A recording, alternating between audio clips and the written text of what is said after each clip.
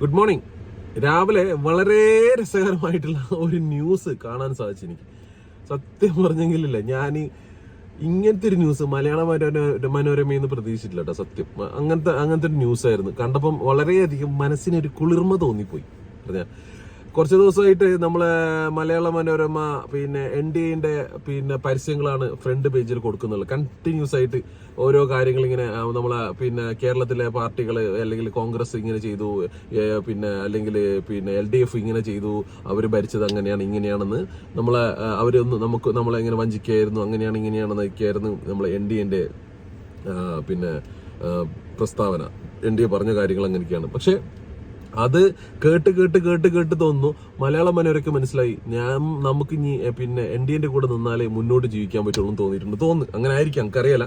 എന്തായെങ്കിലും ഇന്നത്തെ ആ ന്യൂസ് ഭയങ്കരമായിട്ട് എന്നെ സന്തോഷിപ്പിച്ചു. കാരണം ഇത്രത്തോളം സ്നേഹം, എന്താ പറയാ, വർഗസ്നേഹമാണോ എന്തെന്ന് പറയാൻ പറ്റൂല. ഇത്രത്തോളം സ്നേഹം ഉണ്ടെന്നുള്ള കാര്യം ഇന്നാണ് അറിഞ്ഞത്.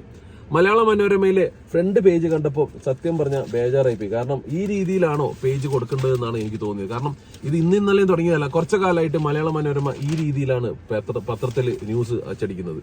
എന്താ വെച്ചാൽ ഫ്രണ്ട് പേജിൽ എപ്പോഴും ഇവര് വളരെ പ്രാധാന്യമേറിയ, വളരെയധികം ഇമ്പോർട്ടന്റ് ഉള്ള ന്യൂസ് വരേണ്ട ഫ്രണ്ട് പേജിൽ ഇവർ എപ്പോഴും ചെയ്യുന്ന പരിപാടി ഇങ്ങനെയാണ്. പ്രധാനപ്പെട്ട ഫ്രണ്ട് പേജിൽ ഇവർ ഈ പറയുന്ന പരസ്യങ്ങളാണ് കൊടുക്കുന്നത്. കാരണം നമ്മൾ കയ്യിൽ നിന്ന് പൈസ മുടക്കിയിട്ട് ചെലവാക്കിയിട്ട് പേപ്പർ വാങ്ങിക്കുമ്പോൾ അതിൻ്റെതായ ഒരു ജെന്യൂനിറ്റി കാണണമല്ലോ. അത് നമുക്ക് നിർബന്ധമാണ്. പക്ഷെ ദൗർഭാഗ്യവശാൽ കുറച്ച് കാലമായിട്ട് നിങ്ങളത് ഇതാണ് സ്ഥിരം പരിപാടി മലയാള മനോരമ. അത് കൂടാണ്ട് ഇന്നത്തെ മലയാള മനോരമയിൽ, ഇത് ഇന്നത്തെ പേപ്പറാണ്, മനോരമ പേപ്പറിൽ 4ാമത്തെ പേജിൽ നമ്മുടെ Ashwini madam NDA സ്ഥാനാർത്ഥിനെ Malayala Manorama LDF സ്ഥാനാർത്ഥിയാക്കിയിട്ടുണ്ട്. ഞാൻ ഇന്നാണ് അറിയുന്നത് കാസർഗോഡ് 2 LDF സ്ഥാനാർത്ഥി ഉണ്ടെന്ന്. ഇത് അറിഞ്ഞിരുന്നെങ്കിൽ ഞാൻ ഇന്നലെ 2 വോട്ട് ചെയ്യായിരുന്നു. നഷ്ടപ്പെട്ടു പോയി ഒരു വോട്ട്. എന്റെ ദൗർഭാഗ്യകരം അല്ലെ, എനിക്ക് ലക്കില്ല, അതുകൊണ്ടാണ് അങ്ങനെ ആയത്. ഇത് നിങ്ങൾ നേരത്തെ പറയണായിരുന്നു. കാരണം ഇങ്ങനെയാണ് സംഭവം എന്ന് പറഞ്ഞിരുന്നെങ്കിൽ നമുക്ക് 2 വോട്ട് ചെയ്യായിരുന്നു. 2 വോട്ടിൽ നമുക്ക് എന്താ പറയാ, വിജയം കണ്ടെത്താമായിരുന്നു. എനിവേ, എന്തായാലും മലയാള മനോരമ കുൽസിത പ്രവൃത്തികളുമായിട്ടാണ് മുന്നോട്ട് പോയിക്കൊണ്ടിരിക്കുന്നത്. കൊള്ളാം, അടിപൊളിയാണ്. അപ്പം ഇതിനെ കുറിച്ചിട്ടുള്ള ഒരു വിശദീകരണം കിട്ടിയാൽ കൊള്ളായിരുന്നു. ഇതാണ് സംഭവം. ഇത് എന്താണ്, അച്ചടി പിശകാണോ അതോ നിങ്ങളെ എഡിറ്റോറിയൽ സൈഡിൽ നിന്നുണ്ടായിരുന്ന വീഴ്ചയാണോ എന്ന് അറിയില്ല. പക്ഷെ എന്തായാലും നന്നായിട്ടുണ്ട്. അശ്വിനി മേഡത്തിന് ആശ്വസിക്കാം, LDFിലോട്ട് വരാനുള്ള ഒരു വകുപ്പ് മലയാള മനോരമ തന്നെ ഉണ്ടാക്കി തന്നിട്ടുണ്ട്. കാരണം കുറച്ചു ദിവസം മുമ്പ് നമ്മളെ ശോഭാ സുരേന്ദ്രൻ LDFിലെ ഒരു പ്രമുഖ വ്യക്തി BJPയിലേക്ക് ചേരാൻ ആഗ്രഹിക്കുകയാണ്, യാചിക്കുകയാണ് എന്നുള്ള രീതിയിൽ പ്രസ്താവന ഇറക്കിയിട്ടുണ്ടായിരുന്നു. അപ്പോൾ അതിനെ അനുകൂലിച്ചുകൊണ്ട് നമ്മളെ സുധാകരൻ സർ അതിന്റെ മറ്റുള്ള കാര്യങ്ങളെല്ലാം പുറത്തുവിട്ടു. അതിനെ വിമർശിച്ചുകൊണ്ട് നമ്മളെ മുഖ്യമന്ത്രി അതിനെ വിമർശിച്ചുകൊണ്ട് സംസാരിക്കുകയുണ്ടായിരുന്നു.